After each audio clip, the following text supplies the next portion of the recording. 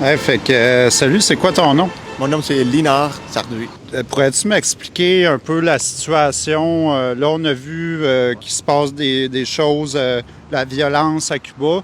Mais tout d'abord, explique-moi, c'était quoi la situation déjà avant qu'arrivent les problèmes? Et en fait, avant, la situation, c'était pas mal la même chose. C'est juste que maintenant, à cause de plusieurs facteurs, ça a débloqué. Puis depuis une semaine maintenant, il y a beaucoup de monde, des milliers de Cubains qui sont dans la rue, qui se manifestent contre 62 ans de pouvoir, d'un seul pouvoir qui donne jamais le droit de parole à personne autre qu'eux-mêmes. En ce moment, il y a beaucoup de Cubains qui sont dans la rue, qui se manifestent. Il y a beaucoup de violences policières. Le gouvernement, il a envoyé des militaires, des paramilitaires à juste mettre en place une répression brutale.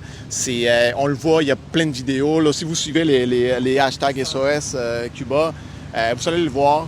Il y a beaucoup de vidéos, puis c'est juste une partie minime de ce qui nous arrive maintenant comme information parce que les gouvernements, depuis une semaine, ils ont bloqué l'accès à Internet. Il n'y a personne qui a accès à Internet à Cuba parce que, bien évidemment, ils veulent garder ça le plus calme possible. Ils ne veulent pas que la presse connaisse ce qui se passe à Cuba. Même la presse étrangère, ils n'ont pas accès à des connexions satellites pour envoyer des images, des vidéos, pour corroborer ce qui se passe là-bas. C'est vraiment... c'est la première fois que ça arrive dans l'histoire de Cuba après la Révolution. En 1994, c'est arrivé une fois à très petite échelle, puis ça a été fulminé. Ça n'a jamais... ça n'a pas pris plus d'ampleur que ça. Mais maintenant, c'est partout à Cuba. C'est pas juste à La Havane, c'est plein de petits villages partout dans le territoire qui explosent comme ça. Et c'est du monde qui se manifeste pacifiquement. Par contre, les forces policières arrivent, puis ils font des extrêmes.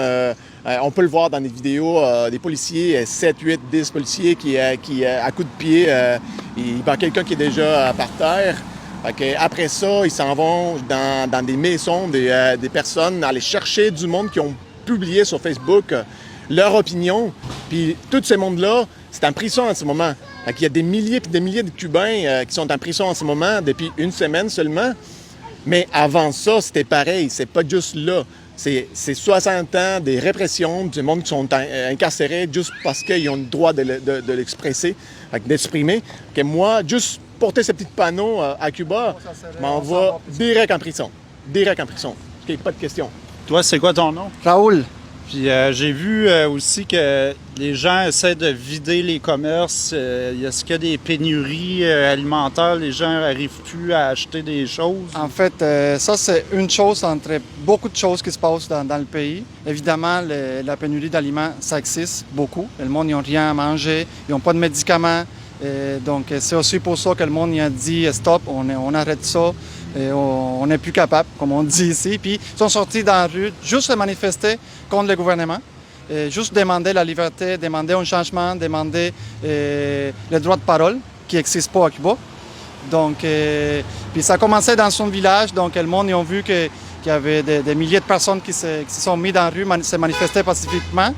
Puis là, il y a d'autres villes qui se sont ajoutées. Donc, le gouvernement il a vu que c'était vraiment gros, puis là, il a envoyé la police faire la répression. Et puis c'est ça, c'est à cause vraiment, c'est pas juste une pénurie d'aliments, c'est pas à cause de la pénurie d'aliments, c'est aussi la pénurie, je pense, des droits de liberté. Puis aujourd'hui, il y a des gens qui manifestent, des Québécois, en général.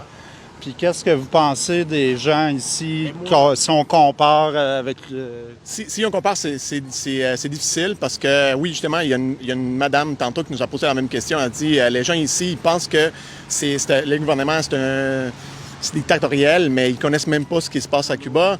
Fait que c'est difficile de les comparer. Mais ce que je trouve beau dans tout ça, c'est que vous avez le droit de le faire. Vous voyez, là, il y a plusieurs personnes qui sont là, qui se manifestent tranquillement, pacifiquement.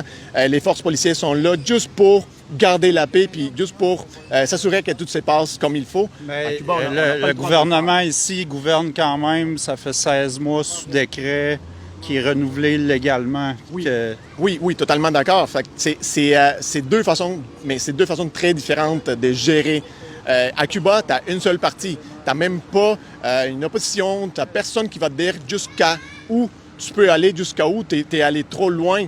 Fait qu'il n'y a pas de limite à Cuba. Ici, on le sait, oui, c'est une démocratie, elle a plein des problèmes encore, comme partout dans le monde, mais quand même, c'est une démocratie qui est très avancée par rapport à ce qu'on voit à Cuba en ce moment, puis depuis 62 ans. Fait que, comment tu penses que les gens pourraient sortir de ça? T'sais, on sait qu'il y a déjà eu une révolution. Qu'est-ce que tu penses de la révolution, toi? C'est extrêmement difficile à prévoir ce qui va se passer dans les prochaines semaines, mois. Surtout parce qu'il n'y a pas de leader, il n'y a pas de leadership à Cuba dans ces mouvements des peuples qui se passent. Je pense qu'il y a beaucoup de monde qui clame pour que les États-Unis viennent intervenir dans cette situation-là, mais ça appartient au peuple cubain de résoudre leurs problèmes. C'est le gouvernement qu'il faut qu'il écoute les gens qui sont dans la rue. Limite, je ne sais pas s'il y a des organisations plus au niveau de la ONU, au niveau d'autres pays qui pourraient justement intervenir dans ces conflits-là en termes de médiateurs. Tu n'aurais pas peur que les mondialistes prennent le contrôle du pays si l'ONU s'en va là-bas? Il y a beaucoup de risques dans tout ça, mais je pense que les risques majeurs en ce moment, c'est les mondes qui sont à Cuba, qui sont en train de mourir, qui sont en train de se faire ramasser par la police, par les militaires. Puis il y a des meurtres là-bas.